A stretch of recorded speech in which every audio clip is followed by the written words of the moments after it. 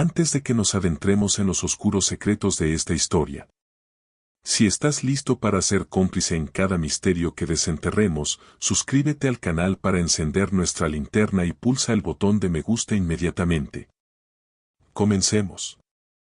En las barrancas aisladas de la Sierra de San Miguelito, en el estado de San Luis Potosí en el año de 1892, donde los ranchos estaban separados por leguas de monte y los forasteros eran vistos con recelo, las hermanas gemelas Antonia y Candelaria Zúñiga guardaban un secreto que mancharía la tierra para siempre.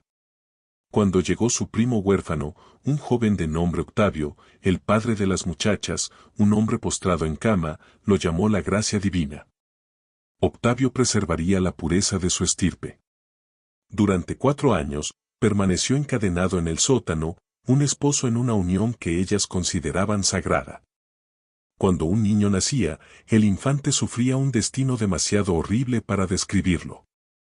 En 1896, los cuerpos de las hermanas fueron encontrados en el pozo de su hermano, junto a una confesión. Su fe fue su arma, su pecado, inimaginable. Era el año 1892, y en los rincones más recónditos del municipio de Tierra Nueva, San Luis Potosí, existía un mundo que el tiempo parecía haber olvidado. La Sierra de San Miguelito se extendía por el paisaje en interminables oleadas de densos bosques de encino y crestas de piedra caliza, con barrancas tan remotas que un hombre podía perderse en ellas y jamás ser hallado.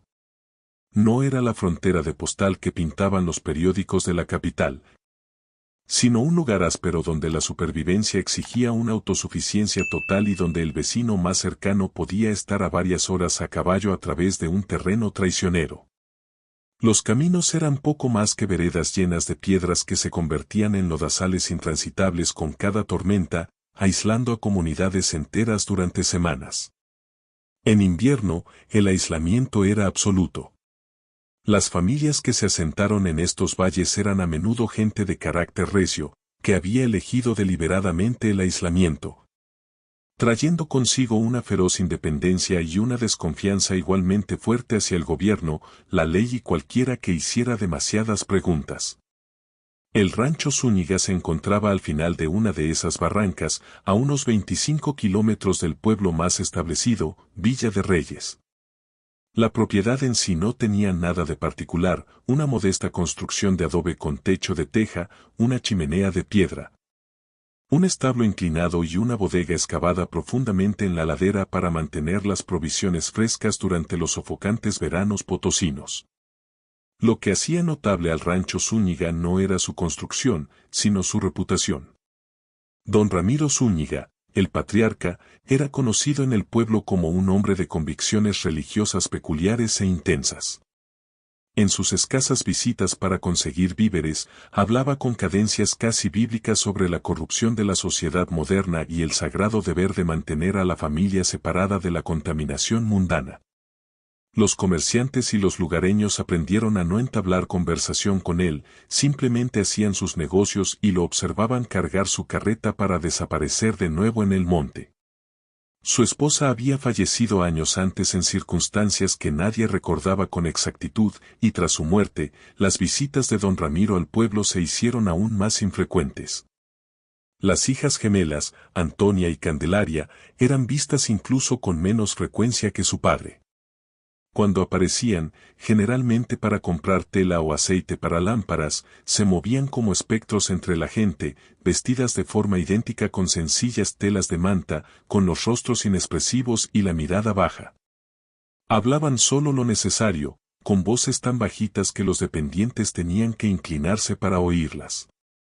Las mujeres locales que intentaban entablar una conversación amistosa se encontraban con que sus preguntas eran recibidas con silencio o con respuestas de una sola palabra. La esposa de un tendero recordó más tarde que las hermanas parecían 2 venados que se habían adentrado en un claro, con todos sus músculos tensos, listas para huir al menor ruido. Había algo inquietante en su sincronización, en la forma en que se movían y gesticulaban como un espejo perfecto, como si compartieran una sola conciencia, dividida entre 2 cuerpos.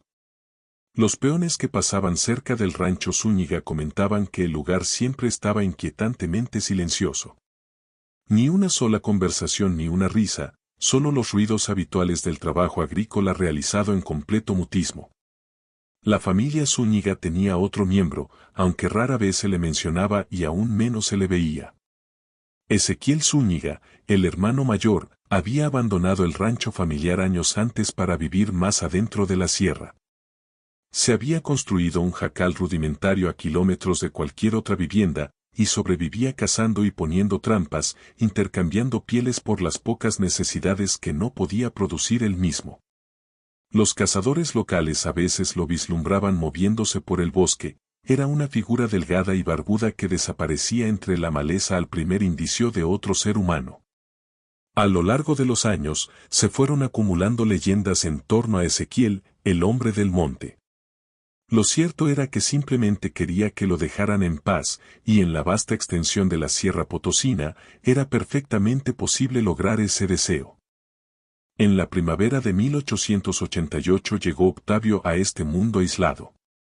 Tenía 17 años y había quedado huérfano cuando sus padres fallecieron a causa de la peste con pocos días de diferencia. Octavio era un primo lejano por parte de su madre, y los Zúñiga eran sus únicos parientes vivos dispuestos a acogerlo.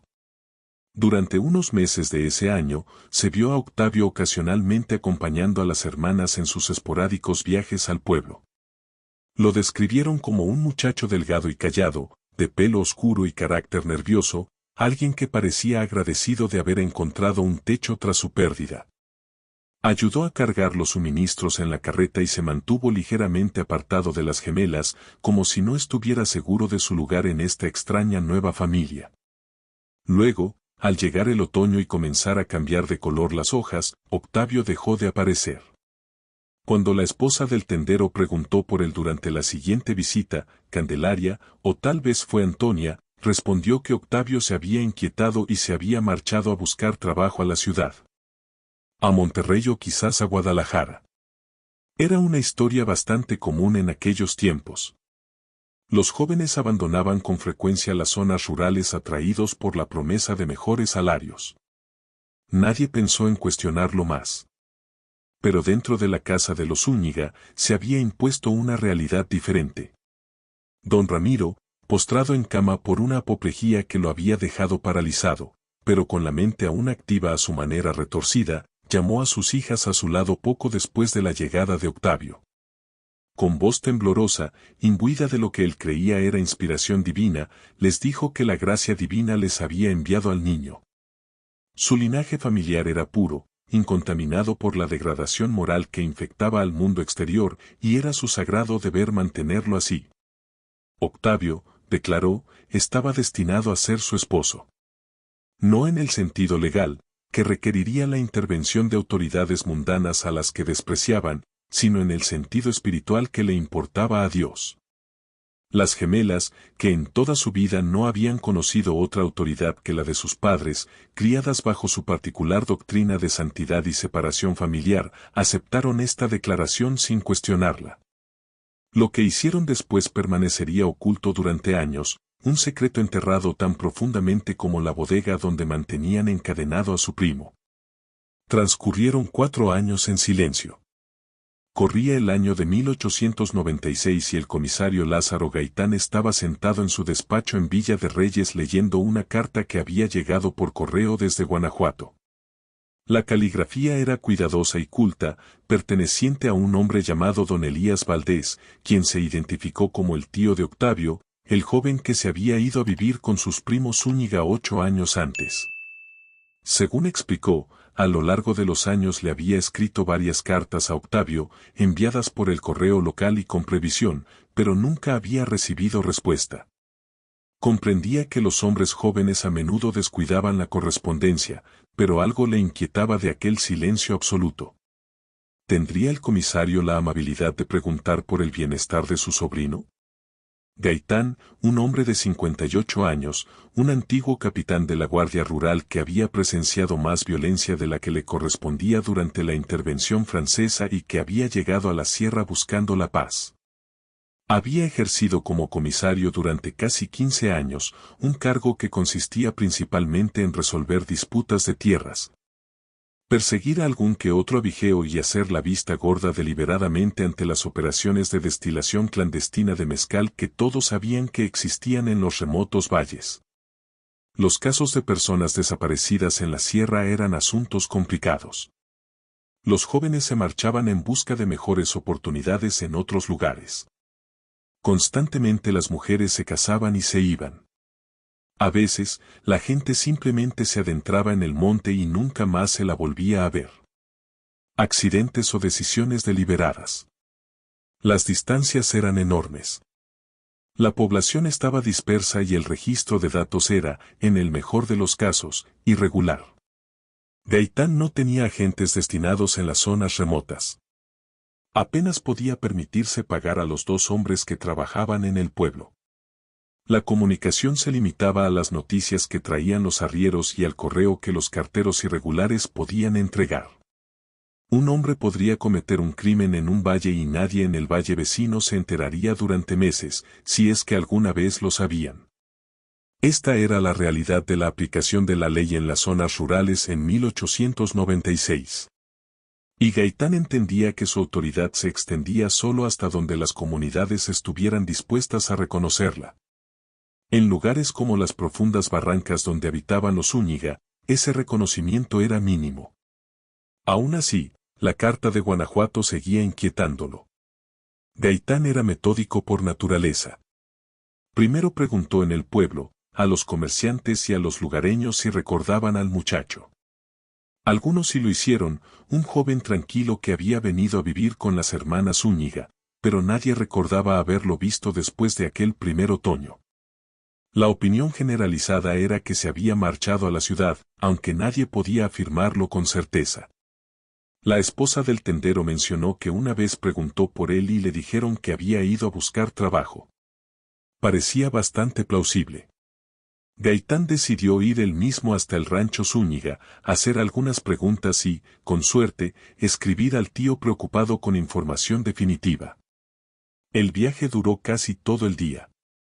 Gaitán siguió la carretera principal hacia el sur durante varios kilómetros antes de girar hacia un camino estrecho que serpenteaba a través de un bosque cada vez más denso. El sendero estaba apenas mantenido, cubierto de maleza que rozaba los flancos de su caballo. En su camino pasó por otros 2 ranchos, deteniéndose en cada uno para preguntar si los ocupantes habían visto al joven Zúñiga en los últimos años. Ambas familias le dieron la misma respuesta lacónica: no, señor. Somos gente de respeto, no nos metemos en lo que no nos importa. Eran reservados y esperaban que los demás hicieran lo mismo. Un ranchero, de pie en la puerta de su casa con su rifle a la vista, dejó claro que la presencia del comisario no era bienvenida y que cualquier asunto que los Zúñiga llevaran a cabo era asunto suyo. Esta era la cultura a la que se enfrentaba Gaitán, un muro de ignorancia deliberada que protegía los secretos de todos al no protegerlos de nadie. El rancho Zúñiga apareció repentinamente cuando Gaitán dobló una curva del sendero. La casa parecía bien cuidada, el establo robusto, y el humo que salía de la chimenea formaba una fina línea contra el cielo gris. Mientras desmontaba y ataba su caballo a un poste, la puerta principal se abrió y las hermanas gemelas aparecieron en el porche. Se quedaron una al lado de la otra, idénticas con sus vestidos sencillos y rebozos blancos, con los rostros inexpresivos mientras lo observaban acercarse. Gaitán se presentó y explicó el motivo de su visita. Un familiar preocupado preguntaba por Octavio. Las hermanas intercambiaron una breve mirada, comunicándose entre ellas sin palabras, antes de que una de ellas hablara. Según ella, Octavio se había marchado hacía años, inquieto y deseoso de encontrar trabajo en la ciudad. Desde entonces no habían vuelto a tener noticias suyas. Era lamentable, pero los jóvenes a menudo olvidaban sus obligaciones familiares una vez que probaban la independencia. Gaitán preguntó si podía hablar con su padre. Las hermanas le informaron que don Ramiro estaba gravemente enfermo, postrado en cama e incapaz de recibir visitas. El comisario hizo algunas preguntas más. ¿Cuándo se marchó exactamente Octavio? ¿Se llevó alguna pertenencia consigo? ¿Alguien lo había visto en el camino que se dirigía hacia el pueblo? Las respuestas fueron vagas e inútiles. Las hermanas permanecieron educadas pero frías, con sus cuerpos colocados de tal manera que bloqueaban la entrada, dejando claro que no sería invitado a pasar. Gaitán miró más allá de ellas hacia el interior tenuemente iluminado de la casa, sin ver nada más que sombras y el borde de una sencilla mesa de madera. No tenía fundamentos legales para registrar la propiedad, ni pruebas de delito, solo un instinto perfeccionado durante años. Algo no funcionaba bien, pero no podía articular qué era. Abandonó el rancho de los Zúñiga al atardecer, cabalgando de regreso hacia Villa de Reyes con más preguntas que respuestas. La investigación, tal como se la podía llamar, llegó a un punto muerto inmediato debido a las barreras gemelas del aislamiento y la falta de cooperación. Pasaron los meses y el caso Zúñiga ocupó un rincón cada vez más lejano de la mente del comisario Gaitán. Le había escrito a don Elías en Guanajuato, informándole que su sobrino parecía haber abandonado la zona hacía años. Fue una respuesta insatisfactoria, pero era todo lo que podía ofrecer dadas las circunstancias. Sin embargo, algo en las hermanas Zúñiga seguía inquietándole. Se sorprendió pensando en la forma en que habían estado de pie en aquel porche. Dos figuras idénticas bloquean la entrada como centinelas que custodian una tumba. El primer avance en el caso se produjo inesperadamente a finales del verano, cuando el doctor Ernesto Cruz visitó el despacho de Gaitán por un asunto no relacionado. Cruz era un hombre mayor que había ejercido la medicina en la región durante más de 30 años, desplazándose a ranchos remotos para atender partos y tratar lesiones. Tras concluir su asunto, Cruz permaneció en la puerta, claramente absorto en sus pensamientos. Finalmente, preguntó si el comisario seguía investigando a la familia Zúñiga. Gaitán se enderezó en su silla, repentinamente atento. Cruz cerró la puerta y volvió a sentarse, bajando la voz hasta ser apenas un susurro. 2 años antes, en 1894, había recibido una citación urgente para atender una emergencia médica en el rancho Zúñiga. Cuando llegó, encontró a una de las hermanas gemelas en una fase avanzada del parto. El parto había sido difícil y peligroso, y requirió toda su habilidad para asegurar la supervivencia de la madre. Lo que le preocupaba, explicó, era el extraordinario secretismo que había rodeado el evento.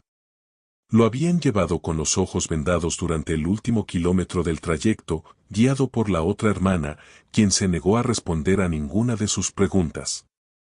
Aunque supuestamente el padre estaba postrado en cama en otra habitación, Cruz nunca lo vio.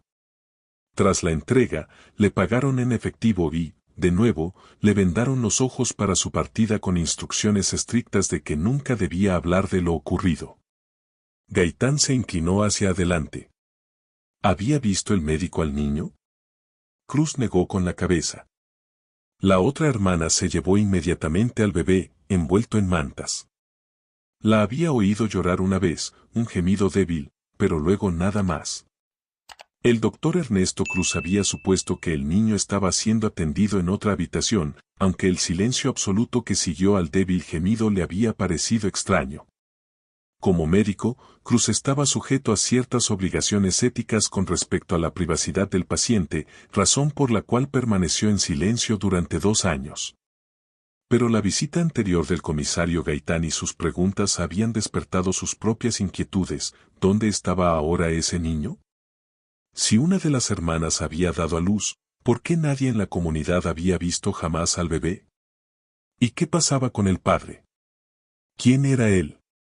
Las implicaciones de lo que Cruz sugería se cernían sobre la oficina como un peso físico, un niño nacido en secreto, un primo desaparecido, una familia que vivía en completo aislamiento tras muros de silencio. Gaitán agradeció al médico y le aseguró que su conversación se mantendría confidencial. Tras la marcha de Cruz, el comisario se quedó sentado solo en su despacho mientras las sombras del atardecer se alargaban sobre el suelo de madera. Las piezas del rompecabezas comenzaban a tomar forma, pero la imagen que formaban era una que él dudaba en imaginar por completo. Un joven llega a un rancho remoto y desaparece. Años más tarde, una de las mujeres da a luz en circunstancias de extraordinario secretismo. La cronología era indicativa, pero no concluyente. Sin un cadáver, sin testigos, sin ninguna prueba física, Gaitán no tenía nada que justificara una investigación más exhaustiva. La ley de 1896 exigía algo más que sospechas, y la cultura de la sierra hacía casi imposible obtener información de personas decididas a guardar silencio. El caso podría haber permanecido indefinidamente en este limbo si el destino no hubiera intervenido en forma de una serpiente de cascabel, Nauyaca. A principios de septiembre, llegó a oídos de Villa de Reyes la noticia de que Ezequiel Zúñiga, el hermano mayor solitario que vivía solo en lo profundo del monte, había sido encontrado muerto en su jacal por un trampero con el que comerciaba ocasionalmente. La muerte aparentemente se debió a la mordedura de una serpiente, un peligro común en la Sierra Potosina. Como comisario, Gaitán estaba obligado a investigar cualquier muerte sin testigos, incluso una que pareciera sencilla. Organizó un pequeño grupo con un ayudante y cabalgó hasta la propiedad de Ezequiel Zúñiga, siguiendo las indicaciones del trampero. La cabaña era aún más primitiva de lo que Gaitán había previsto, apenas capaz de proteger de la lluvia. Dentro, encontraron el cuerpo de Ezequiel ya en proceso de descomposición por el calor de finales de verano. La mordedura de serpiente en su pierna era visible. No había señales de violencia, ni indicios de que hubiera habido alguien más presente. Parecía ser exactamente lo que parecía, un hombre que vivía solo, sucumbiendo a uno de los muchos peligros de la naturaleza. Envolvieron el cuerpo y se prepararon para transportarlo de vuelta al pueblo para su entierro. Fue mientras el ayudante de Gaitán recorría el perímetro de la pequeña propiedad, asegurándose de que todo estuviera en orden, cuando notó el pozo. El pozo se encontraba a unos 20 metros del jacal, y su tapa de madera estaba torcida como si hubiera sido colocada apresuradamente. El ayudante del comisario llamó a Gaitán, señalando que el desplazamiento era reciente, la madera presentaba marcas de raspaduras frescas. Los pozos en la sierra son esenciales y se mantienen cuidadosamente. Dejar la cubierta mal asegurada era más que una negligencia. Era peligroso. Cuando Gaitán se acercó, le llegó un olor, tenue pero inconfundible, incluso al aire libre, olor a putrefacción, distinto de la descomposición natural que se producía dentro de la cabaña. El comisario y su ayudante intercambiaron una mirada que comunicaba años de experiencia compartida en situaciones que ninguno de los dos quería enfrentar. Retiraron la cubierta por completo y miraron hacia la oscuridad. El pozo era profundo, y el nivel del agua era bajo debido al verano seco. Algo grande y pálido era visible cerca del fondo, parcialmente sumergido. Organizar la recuperación llevó otro día completo. Regresaron con hombres adicionales y el equipo adecuado. Utilizando un sistema de cuerdas y poleas, izaron lentamente un gran fardo envuelto en lo que parecía ser lona gruesa o tela encerada, atado con cuerdas. El fardo estaba empapado e increíblemente pesado. Al cortar las ataduras, el lienzo se abrió para revelar lo que Gaitán ya sabía que encontrarían.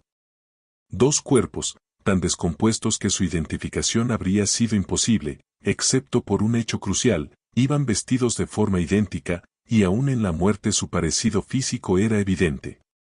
Las hermanas gemelas Zúñiga, Antonia y Candelaria, habían estado en el pozo durante lo que el médico estimó en aproximadamente 3 meses, quizás más. La evaluación preliminar apuntaba a ahogamiento, aunque era imposible determinar si habían entrado al agua vivas o muertas. El descubrimiento causó conmoción en todo el municipio de Tierra Nueva. La suposición que se impuso de inmediato fue que Ezequiel Zúñiga había asesinado a sus hermanas y se había deshecho de sus cuerpos en su pozo. Y que luego había muerto por la mordedura de serpiente antes de que pudiera ser llevado ante la justicia. Era una explicación concisa y fácil de digerir. Pero mientras continuaban las labores de recuperación, uno de los hombres sintió algo sólido que no era piedra ni barro. Utilizando una larga pértiga, enganchó y alzó cuidadosamente a la superficie un paquete más pequeño, también envuelto en hule y sellado con cera, claramente diseñado para evitar que entrara agua. Cuando Gaitán lo abrió con cuidado en su oficina, se encontró entre sus manos un grueso fajo de papeles cubiertos con una cuidada caligrafía femenina. La carta comenzaba sin preámbulo, como si la autora asumiera que quien la encontrara ya entendería el contexto. La autora, que se identificó como Candelaria Zúñiga en las primeras líneas, comenzó afirmando que para cuando alguien leyera estas palabras, ella y su hermana ya habrían muerto por decisión propia y que este relato era necesario para que la verdad no muriera con ellas. Escribió sobre su padre, don Ramiro, y la doctrina religiosa que había desarrollado a lo largo de años de aislamiento, un sistema de creencias que consideraba a su familia como elegida, santificada y obligada a mantenerse pura de la corrupción del mundo. Describió cómo, tras la muerte de su madre, esta doctrina se había intensificado hasta convertirse en algo cercano a la locura. Cuando llegó su primo Octavio, huérfano y vulnerable, su padre los llamó y les transmitió lo que él presentó como una revelación de Dios. Octavio era la respuesta de la gracia divina para continuar el linaje familiar. Él debía ser su esposo a los ojos de Dios. Candelaria detalló lo que sucedió después con una precisión clínica. Octavio había estado confinado en la bodega, encadenado para evitar su fuga. Ellas se habían turnado para traerle comida y agua y someterlo a lo que les habían enseñado que era un deber sagrado. La carta continuaba con el relato del embarazo de Candelaria, que describió como una confirmación de que estaban cumpliendo el plan de Dios. El niño nació en 1894 con la ayuda del Dr. Cruz. Lo que Candelaria escribió a continuación representó el giro más oscuro en una narración ya de por sí espeluznante. El bebé había nacido con graves deformidades físicas. Escribió que reconocieron esas anomalías como una señal de que algo había salido terriblemente mal. En su visión distorsionada, interpretaron la condición del niño como evidencia de interferencia demoníaca. Llegaron a convencerse de que su hermano Ezequiel, a quien siempre habían mirado con una mezcla de temor y sospecha, había mancillado de algún modo la santidad de su misión. Ezequiel representaba la naturaleza salvaje, lo indómito e impío, y creían que su mera existencia cerca de su hogar había permitido que el mal corrompiera lo que debería haber sido un acto puro y santo. La carta describía lo sucedido al bebé con un tono objetivo que resultaba escalofriante. Habían llevado a cabo lo que ellas llamaban un ritual de purificación, llevando al niño a lo profundo del bosque y acabando con su vida.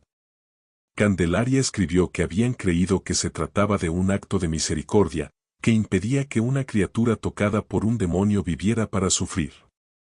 Enterraron el pequeño cuerpo en un lugar sin marcar. Octavio, que había presenciado o se había enterado de lo que le sucedió al hijo que había engendrado, había dejado de comer y de hablar. Semanas después, Candelaria escribió que simplemente había muerto, no podía precisar si por desesperación, enfermedad o inanición deliberada. Lo habían enterrado en el mismo bosque, en una tumba que ellas mismas se llevarían a la suya. La parte final de la carta detallaba el deterioro psicológico que siguió. Su padre, don Ramiro, había muerto en su cama quizás 6 meses después de la muerte del bebé, aunque las hermanas no lo habían denunciado. Simplemente lo enterraron en la propiedad. Candelaria escribió que habían empezado a ver señales de que Ezequiel sabía lo que habían hecho. Lo vieron observando su rancho desde el monte.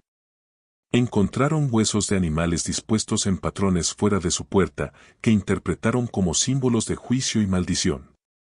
No quedaba claro si Ezequiel había hecho realmente esas cosas o si las hermanas estaban cayendo en un delirio paranoico, pero su miedo a su hermano se había vuelto absoluto. Llegaron a convencerse de que Ezequiel no era del todo humano, que era una especie de agente sobrenatural enviado para castigarlas. Los párrafos finales de la carta explican su decisión de quitarse la vida. No podían seguir viviendo bajo el peso del juicio de Ezequiel, bajo la mirada de lo que ahora creían que era una presencia demoníaca. Habían ido caminando hasta su propiedad mientras él estaba de casa. Habían escrito esta confesión y la habían sellado cuidadosamente, luego se metieron en el pozo. Las últimas frases de Candelaria fueron una oración, pidiendo perdón y comprensión, insistiendo en que siempre habían intentado hacer lo correcto según la única verdad que les habían enseñado. La carta terminaba a mitad de frase. El comisario Lázaro Gaitán dejó las páginas sobre su escritorio. El caso se resolvió, pero la solución no brindó satisfacción, no se hizo justicia. Todos los implicados murieron. El cuerpo de Octavio se encontraba en algún lugar del desierto junto con el del bebé. Ambas tumbas no estaban marcadas y probablemente era imposible localizarlas en la vasta extensión de la sierra. Gaitán tendría que decidir qué contar a la comunidad, cuánta verdad podía decirse en voz alta y cuánta debía permanecer enterrada como los cuerpos en el bosque. El registro oficial indicaría que Antonia y Candelaria Zúñiga se habían quitado la vida mientras experimentaban un delirio compartido sobre su hermano. Los detalles del cautiverio de Octavio, la muerte del bebé y la retorcida justificación religiosa serían archivados discretamente en los archivos del comisario. El rancho Zúñiga quedó abandonado. En el plazo de una década, alguien prendió fuego a la estructura, reduciéndola a cenizas, junto con la bodega donde habían mantenido a Octavio. La tierra misma se convirtió en un lugar que los lugareños evitaban, no porque conocieran toda la verdad, sino porque habían circulado suficientes rumores como para marcarla como la tierra maldita de Tierra Nueva. La historia de Antonia, Candelaria y Octavio y el horror de la Sierra de San Miguelito nos demuestran que los secretos más oscuros no se esconden bajo tierra, sino en el corazón de la fe y el aislamiento. El comisario Gaitán enterró la verdad oficial, pero la historia, como un cuerpo en el pozo, siempre encuentra la manera de salir a la luz. Si estos relatos documentados de locura, religión retorcida y crímenes enterrados te han cautivado, te invito a unirte a nuestra comunidad. Suscríbete al canal para que no te pierdas ninguna de las historias que el tiempo intentó sepultar. Y dale, me gusta, a este video para que podamos llevar estas crónicas a más personas. Gracias por acompañarnos en este viaje a las profundidades de la maldad humana. Nos vemos en el próximo expediente sellado. Dios los bendiga.